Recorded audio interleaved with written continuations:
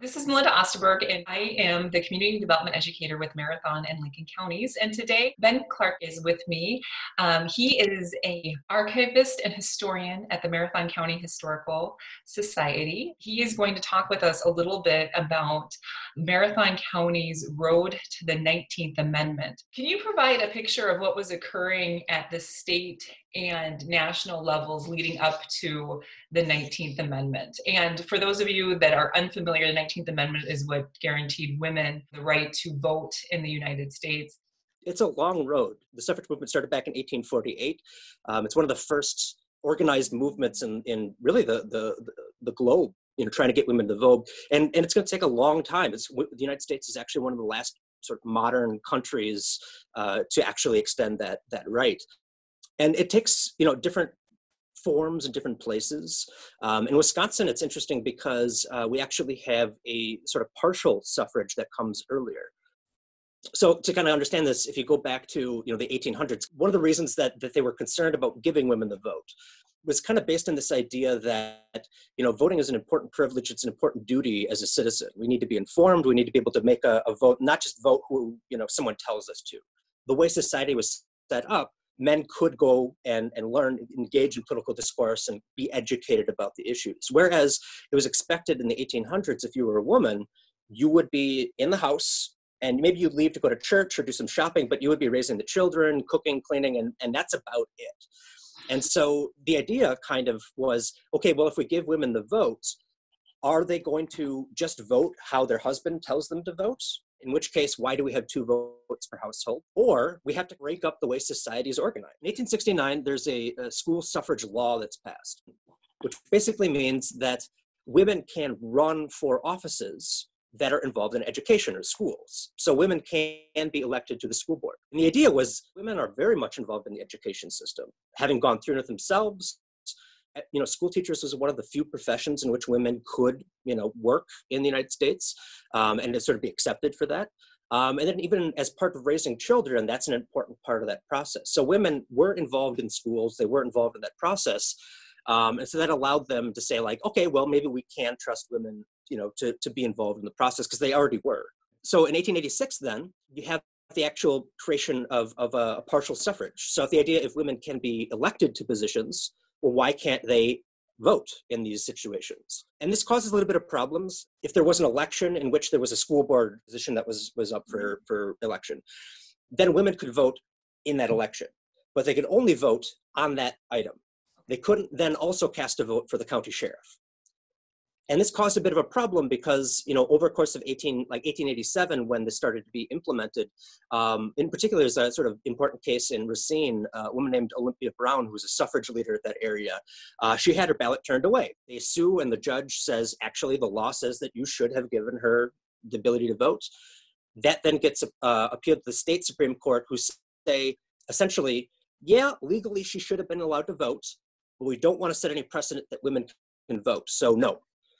So they actually kind of put a kibosh on that for a little while. I mean, it's not until 1901 until they actually addressed this issue by creating legislation to create separate ballots. So after 1901, if you go to the polls as a woman, you'd be given a different ballot than a male would. And it would only have the specific elections that you could vote. Between 1887 and 1901, we're not going to have women voting. Until we figure out legislatively a way to make this feasible, we can't let that happen. In 1901, then, we do have this important thing where women can vote. I think this does a tremendous sort of job moving things forward. The suffrage movement as a whole is doing a lot of things. We have, women on speaking tours, people like, Susan B. Anthony, who are going from city to city, doing these lectures, trying to convince people. They're, putting brochures and newsletters and trying to get people to understand this is what we need to do ethically. We should be doing this. That has a slow impact, partially because people like Susan B. Anthony were also very active in the temperance movement, which know that people should not be drinking alcohol, which is not particularly popular in places like Wisconsin, which is very German. Marathon County is very German. And the Germans, just culturally, that idea just kind of doesn't sit well with them. So in this regard, if the women who are most actively saying you should give us the vote are also the people who are saying, and we are going to take away your alcohol, that isn't necessarily necessarily the best pitch for people here. The 1901 sort of adjustment to give women the vote in school boards, even though they're not voting for everything else, just the fact that women are turning up at the polling places and casting a ballot over the course of the next few years is just going to sort of normalize the idea that women can vote. And they're using this opportunity, not just to vote, but to vote for women into positions of, school boards and things like that. And not just women, but capable women who are going to do the job and do it well. And this all kind of helps to sort of break down this idea that women aren't going to be able to make an informed decision if we give them the vote. And this also kind of corresponds with a wider change in American society at the time. Things like the bicycle, for example. I think it was Katie Elizabeth Stanton said that women are riding to suffrage on the bicycle. Suddenly women are biking around the city just like men are. And just having women in the public spaces breaks down this idea that, well, women need to be in the home and they're going to get overwhelmed in the real world. They're fragile. We need to kind of keep them on the home. And that just shows that that's not the case. And over the course of the 1900s, 19-teens, I think increasingly you see this as being harder to justify the idea that, okay, well, we can't let women vote because they need to be in the home. In 1912, Wisconsin has a referendum. If enough people say yes, women can get universal suffrage. And it gets defeated 63% say no, which you think about is a lot, that's a lot of people. But at the same time, 37% said yes. So we go from that, and then 7 years later, we're the first in the nation to ratify the amendment.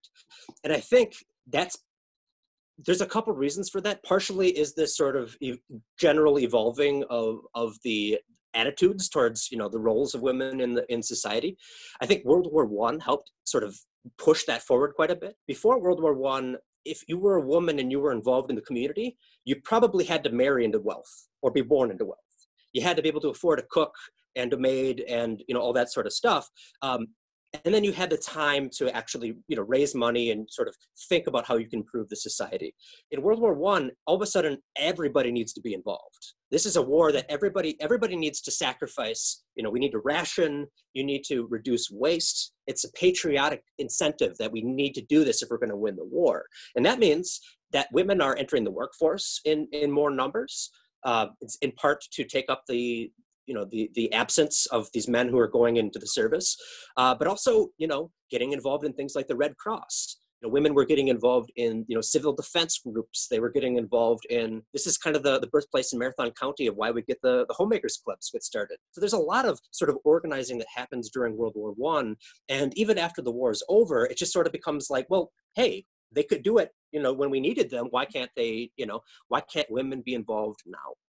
And then kind of coupled with that, I think from the political side of things, as we're reading the newspapers about the peace talks in Versailles, you're also reading articles about how, hey, Sweden just gave their women the vote. Britain did, France did, Germany did, even China's thinking about it.